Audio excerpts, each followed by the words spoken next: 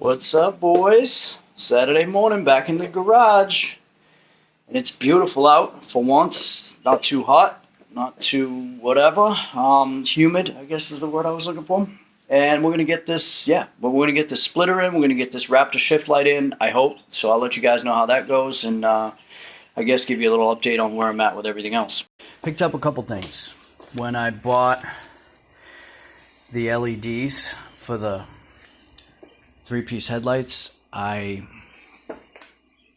by mistake, bought the wrong corner marker LEDs. So right now it's just the headlights and the, inner lights. I forget what they call, but needless to say, I guess these would be considered turn signal, and these are the markers. I don't know.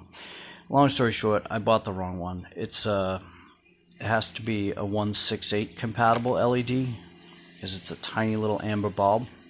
So I was gonna order them, and I happened to see them at Walmart, so I just bought them. I think they were like $6 a piece. Hopefully these are good. And we needed some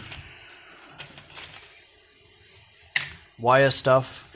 Apparently this 3-wire shift light can be done by taking off the gauge cluster and tapping into the gauge cluster harness, so nothing has to go through the firewall. I asked in one of the Fox Body groups if anybody had done one, and sure enough, somebody was nice enough to let me know they had, and that he had done it through he had done it with the cluster, behind the cluster. He didn't have to send it out to the coil or send it through the firewall at all, which was good to know. But apparently Raptor's website, if you go onto the Raptor Performance website, they have a listing of every different vehicle that you could imagine. I mean, for the most part, and they give you a quick rundown on which wire, which pin number, etc. So that's pretty cool. So I should probably do it that way. We'll see. I think I'm definitely going to mount it on top of the column like most people have, or I might kind of put it up in the corner of the bezel, hide it up underneath. I just don't want it in a place that's going to blind me when it goes off. I want it to be in this centerpiece, which initially I thought it needed to be in the center of those two mangled pieces there, but no, it is kind of off to the left in order to be where I want it. Drill the tiny hole, snip the bottom off just so the screw doesn't potentially cause any issues. Couldn't find anything really short. Ran the wiring. I know some of you probably laugh, but I ran the wiring up underneath. You can see my gauge fuse set up there, but ground is here, power is into the 15 fuse there, the 15 amp fuse, and you'll see the two gray wires right above my finger there. One's coming in from the outside, and the other one's coming down from the light itself. I could have tapped the wiring in, at the column or at the gauge cluster, so that I didn't have to go outside at all. But I have to pull this column when I change it to a tilt column, which I don't know when I'll do that, but at that point I guess maybe I'll do it then. I just didn't want to do it now. So I ran it out to the coil like most of us would attack. And I'll show you how it comes out when it's done. So far so good. You have to mount it so that the light can sit back far enough so that it doesn't interfere with the wheels, the wheel turning. And it's just long enough to where it won't in this position. On this plate here. So we'll see how it comes out. Again, that's the Raptor shift light, made in the USA. Spent a couple bucks more than I could have just to support the USA made products. I don't know why I put the mounting clip so far back, but the 3D printed one that it came with definitely allows you to get it in and out easier. The other one, is way too tight. So I'm assuming that's why they did that. They printed one kind of as an afterthought because they realized it was just too tight. But yeah, that's how it is. I should have put it the mounting piece up right in the middle there, but still, it's fine. It's perfectly level. It's all set, nice and easy to set. All the wiring is looking good, so I think we'll be all right. All right, so one of the things you guys will notice is we got a bit of a problem there. If I didn't buy these ramps, there's no way I'd be able to get my jack stand out afterwards. So I ordered the splitter and then realized this after the fact. So it sat for a while, and I ordered those small ramps or bought them. I think I picked them up somewhere locally.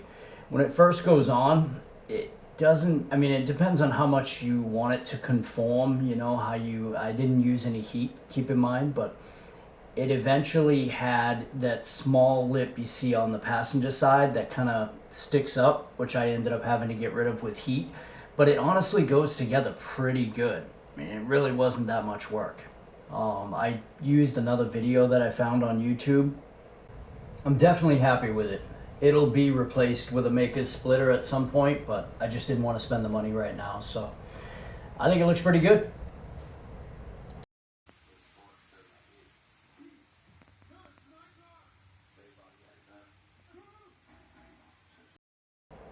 Alright, so I finally decided I'd deal with this trim. Picked up some SEM, trim black, and banged it out.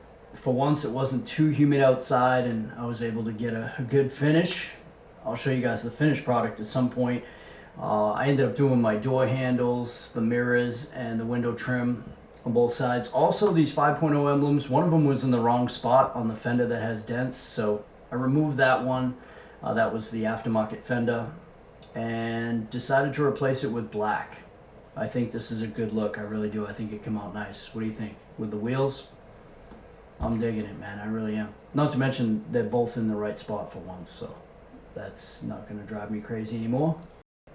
Alright, so I ordered the Maker's Shorty splitter covers. So glad I did. What a difference they make. The real, I guess, question that most people have is how far out do you mount them? And I guess it's up to like personal preference. You can kind of run them right to the edge, or you can recess them a bit, which is what I did, which is what I kind of felt like the instructions were showing me to do. I can't say enough about his products. Great. I can't wait to order the front splitter too. It will happen at some point. But it really looks great with the Mach 1 splitter, and I think you guys will agree. So check it out.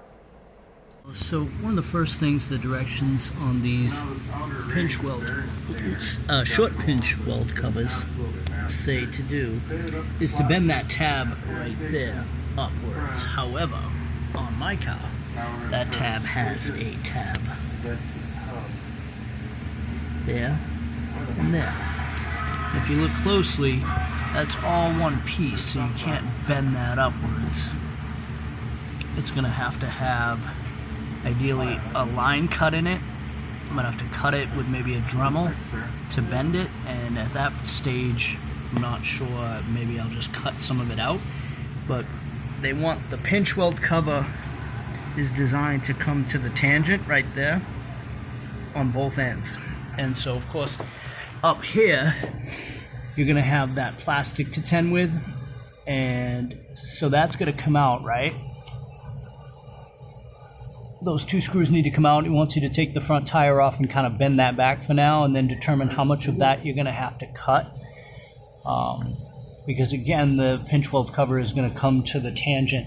I think a lot of people, and including myself included, were under the impression these were going to kind of come out, but they don't. They are going to sit flush up against the actual pinch weld. That may sound stupid to some, but they're not a box design. They're simply an L design with a cap end. Or an angle design. You understand what I'm saying? So, and there's the hardware. A bit long considering what, you know, what we're going through, which is less than maybe an 1/8 inch So, yeah, let's make it happen. I'm excited. I can definitely say I enjoy his giant instruction thing. Unfortunately, it was in the middle of that tube over there, and it was a pain in the ass to get that tube ripped in half. It's definitely beefy. And by the time I got because they were stuck in the middle of the tube, they didn't come out when I pulled the rest of the stuff out. So my pinch welds did need a little love, not too much. You do have to cut that plastic piece at the front. I ended up using snips combination with a Dremel, but they came out great. Super easy to install for the most part, other than like laying on your side if that's what you have to do. Definitely glad I spent the money. I mean, for such a tiny little piece, it really makes a big difference in my opinion, and like the side profile. I'm glad I went with the 5.0 emblems in black with those wheels. It's a good look. I really think it's worth the money if you got it. It's a little outside of my budget, but like I said, I'm glad I did it. It looks good with the Mach 1 splitter too. Probably look even better with the Maker splitter.